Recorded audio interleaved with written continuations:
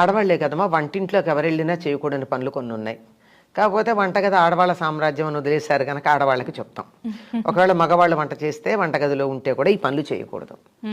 అందులో ఒకటి, వంట చేసేటప్పుడు శుచిగా ఉండాలి. స్నానం చేసినప్పుడు అలా చేసి తిన్నటువంటి ఆహారం తిన్న వాళ్ళకి మానసికమైన బలాన్ని ఇస్తుంది. మామూలుగా తిన్నది భౌతిక శరీరానికి బలాన్ని ఇచ్చినా మనస్సుకు బలం కావాలంటే, మంచి ఆలోచనలు కావాలంటే, పిల్లల్లో కానీ తిన్నవాళ్లల్లో కానీ పాజిటివ్ థింకింగ్ రావాలి అంటే శుచిగా స్నానం చేసి వండాలి.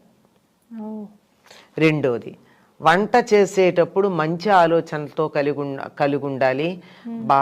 నేనే చెయ్యాలా, రోజు వంట చెయ్యాలా, ఈ వంట చేయడం నా వల్ల కాదు అని అనుకోకుండా, నేను చేసినటువంటి వంట మా వాళ్ళు తింటారు, నా వాళ్ళే కదా తినేది, నేను తింటా.